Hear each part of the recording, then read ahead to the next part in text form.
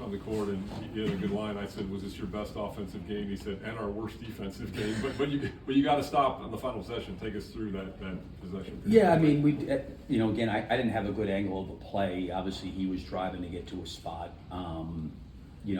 That's what he tries to do is draw fouls, and there was nothing called. I didn't have a good look, but they tried to get him in the corner, and he came back and got it on a handoff and kind of went around coverage, and we just chased him at that point in time. But on the offensive side, only a fourth time in franchise history of 9 players in double figures, 41 assists. I mean, what are you liking about you guys being whole and kind of getting back to what defined that early season? Yeah, I mean, I think that, like I said this all along, the group's unselfish. Like, they play together, and like this was like a totally, because we were somewhat healthy, maybe not completely against New Orleans, and we couldn't make a shot, right? It was like 26%. Right. So I just think you want to be able to play in a way that's sustainable, which I think we did in New Orleans. We just shot it so poorly, but I think we did that and have been trying to do that.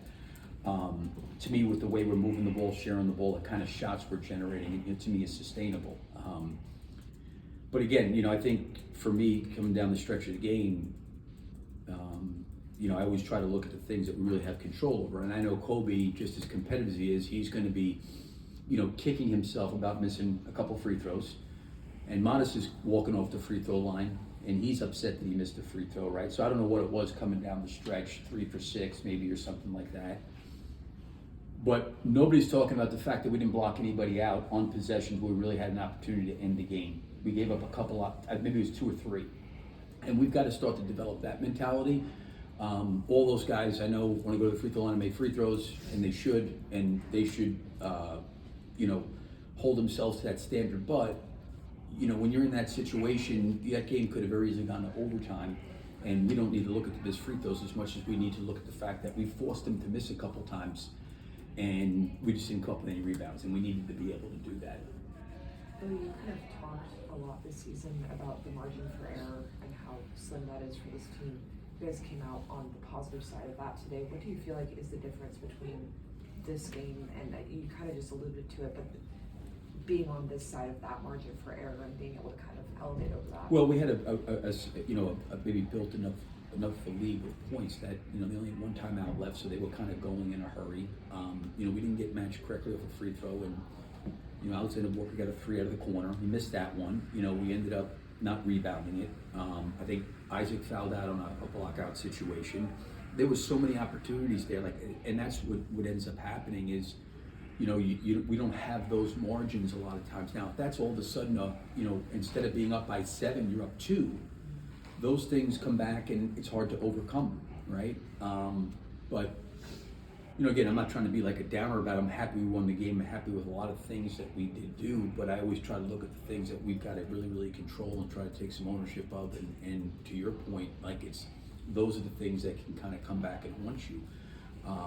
And I always call you let luck come back into play, and again, I'll look at the film and see if we missed blockouts or they just did a really, really good job. But it seemed to me we had a lot of guys going towards the rim on 3-point shots, and the only rebound that you're going to get on a 3-point shot running to the rim is one that goes through the net. Everything's going to generally bounce long. But give them credit, they kept themselves alive by making some plays at the end, and they capitalized well so on missed free throws, and certainly kept the game close. But those are going to be the margins for us. We're going to have to find ways to, overcome and try to win games by really trying to lock into the controllable things. Billy, of the 5 highest point totals in any game this season, there's you guys tonight, there's the Hawks tonight, and then there's the Jazz the night you guys lost to them in overtime.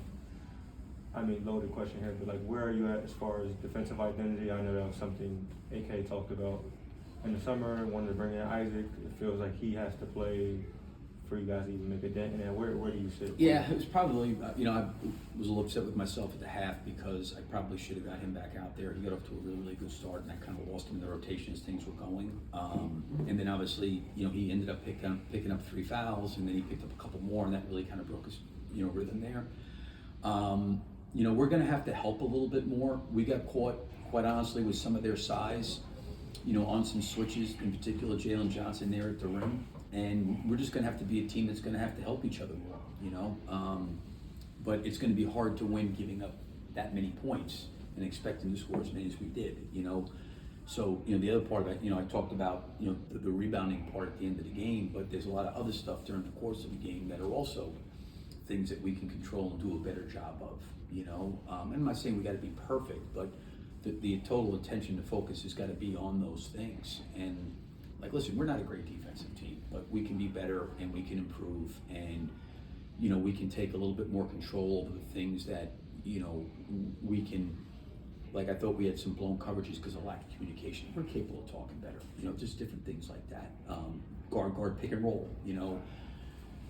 Two guys go to the ball, one guy's left open, you know, just lack of communication. And things are happening quickly. I understand actions are happening in sprints. I mean, that was a really fast game. The game was going up and down. I think our guys felt it, they felt it. It was a really fast game. And that's the way the NBA is going right now. You got to be able to react and convert from offense to defense, defense to offense really quickly. Along the same lines of the good and the bad, I think, you know, through the season, the numbers clearly have been pretty consistent for Josh, but what are the markers that you guys are looking at in terms of how he's developing and getting better? Yeah, I mean, I think Josh has really had an exceptional year. You know, I think once he got more comfortable, you know, inside of our team last year, you started to see him take off. You know, he's obviously a really, really big physical guard. He's got great skill set. He's got really good vision. He's an amazing passer.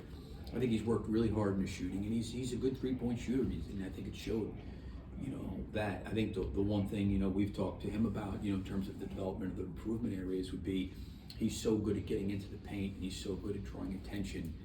Can he make it easier for some of those other guys on the perimeter where he can spray that ball out? And I think if you looked at even tonight, I thought early in the third quarter, Vooch got a lot of good looks because Josh got in there, everybody kind of collapsed down on him, and he sprayed the ball back out. So, yeah, I mean, I think overall he's played well. I think he's figuring out the shots in the lane that are good for him, and the shots in the times he is in the lane, he needs to spray it out. But obviously, he's a driver and a catalyst to us offensively with the things that he can do. Billy, Last one. you know, like you said, Josh is like actually a good shooter now, which, you know, that was the point of contention with him back in OKC. I guess, what do you think has most helped him become an actual threat as a shooter? I mean, he's probably the best guy to talk to about it. I know he works really hard on it. You know, I do think when guys get to the NBA, they always kind of guys get better because obviously it's all they do is focus on basketball and skill. And, you know, he's probably put a lot and invested a lot into that. You know, I feel very comfortable with him. I think there was times early in the year, and I've told him this several times, that he's coming off pick and roll and they're trying to run under to cut him off and run under to cut him off to keep him out of the paint. And there's times if he slows down, like that shot behind the screen is there for him. And I don't mind him taking some of those. You know, he doesn't need to take a ton, but just to keep the offense honest, because the more he shoots the ball the way he is from behind the line, like I was really happy that night he took 11 3-point shots. That's great for him, because now you got to all of a sudden come out and start to play that, and he's shooting 40-something%. Now it opens up his strength, which is getting downhill, and I think he's really, really worked hard on the shooting aspect of it. So, you know, I do think maybe, you know, I wasn't there with him obviously in Oklahoma City, but you know, I think a lot of times when you come in as a rookie, second-year player, there is a little bit of a growth period that takes place as you know, start to get better shooting the basketball. And I think he's got some years under his belt. He's got several years of working on it, and he's just continued to get better. Thanks, a lot, guys. Billy. Yeah, thank you.